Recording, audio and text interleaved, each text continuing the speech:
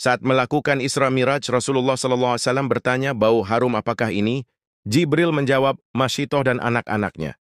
Dalam tafsir Ibnu Katsir disebutkan, Ibnu Abbas mengatakan bahwa Rasulullah SAW pernah bersabda bahwa ketika Nabi SAW menjalani Isra melewati suatu tempat yang baunya sangat harum. Maka Rasulullah SAW bertanya, bau harum apakah ini? Jibril menjawab, Masyitoh pembantu Fir'aun dan anak-anaknya. Siti Masyitoh merupakan pembantu Raja Fir'aun pada masa Nabi Musa alaihi salam. Siti Masyitoh bertugas merawat putri Fir'aun.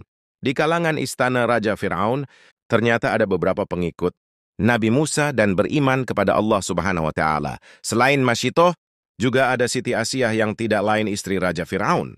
Jibril melanjutkan kisahnya, bahwa pada suatu hari Siti Masyitoh sedang menyisir rambut putri Fir'aun. Tak disangka, sisir tersebut terjatuh dari tangannya, maka Masyitoh pun mengambilnya sambil mengucapkan Bismillah dengan menyebut asma Allah. Ucapan Siti Masyitoh itu kemudian terdengar anak perempuan Fir'aun dan bertanya, sebutlah nama ayahku. Masyitah berkata, Tuhanku, Tuhanmu, dan Tuhan ayahmu adalah dia. Anak perempuan Fir'aun bertanya, apakah ada Tuhan selain ayahku? Masyitoh berkata, benar, Tuhanku, Tuhanmu, dan Tuhan ayahmu adalah Allah. Masyitoh pulang dengan wajah gelisah. Setelah mendengarkan cerita Masyitoh, suami Masyitoh, dan pendeta berusaha menenangkan Masyitoh, sembari menenangkan diri mereka sendiri. Sebab bukan tidak mungkin, akibat dari pernyataan Masyitoh tersebut, maka Bani Israel akan dibantai oleh Fir'aun. Padahal kehidupan mereka saja, dalam rangka membangun istana piramid sudah sangat mengenaskan. Nyatalah kerisauan yang selama ini dirasakan. Seorang pendeta Fir'aun ditemani anak buahnya mendatangi rumah Masyitoh dan menyeretnya menuju ke istana. Iya, suami, putri pertama mereka berusia 10 tahun, dan bayi kecil mereka dihadapkan langsung pada Fir'aun. Dengan sombong, Fir'aun memaksa Masyitoh sekeluarga untuk mengakui ketuhanannya. Maka Fir'aun memanggilnya dan berkata, apakah engkau mempunyai Tuhan lain selain diriku? Masyitoh berkata, ya Tuhanku dan Tuhanmu adalah Allah SWT. Bahkan ia menyatakan perang dengan Tuhan Masyitoh, Allah yang tiada di hadapannya. Tak pelak, hukuman cambuk pun terjadi, menyisakan gurat-gurat merah berdarah di punggung suaminya dan Masyitoh.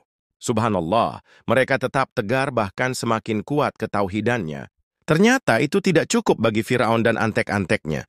Lantas anaknya yang masih kecil itu dijadikan tumbal agar orang tuanya menyerah. Ia dicambuk oleh algojo Fir'aun tanpa ampun. Perasaan ibu mana yang tak luka ketika menyaksikan anaknya tersiksa. Namun Masyitoh di tengah terpaan badai berusaha menenangkan sang anak dengan nasihat-nasihat tauhidnya. Lecutan cemeti hanya bisa membekas pada tubuh, hanya bisa mengelupas kulit, mungkin melukainya, tetapi hati yang teguh beriman tidaklah akan dapat diubahnya. Begitu pesan lembut Masyitoh. Fir'aun kemudian memerintahkan kepada para pembantu. Fir'aun menjawab, baiklah, saya turuti permintaanmu, mengingat kamu mempunyai hak pada kami. Fir'aun memerintahkan agar Masyitah sekeluarga dilemparkan ke dalamnya. Mereka dilemparkan seorang demi seorang hingga sampailah giliran anak Masyitah yang masih menyusu padanya. Melihat anaknya yang masih bayi, sempat membuat hati Siti Masyitoh ragu karena tidak tega melihat anaknya ikut digodok dalam kuali besar.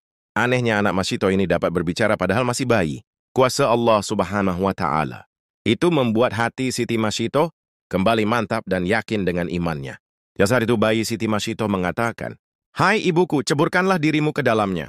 Janganlah takut, karena sesungguhnya engkau berada dalam jalan yang benar. Nabi SAW bersabda, ada 4 orang bayi yang masih dalam buayan dapat berbicara, yaitu anak Masyitah, saksi Nabi Yusuf, teman Juraij dan Isa putra Maryam alaihi. Setelah anaknya diceburkan ke kuali besar oleh pengawal Raja Fir'aun, giliran Siti Masyitoh yang diceburkan.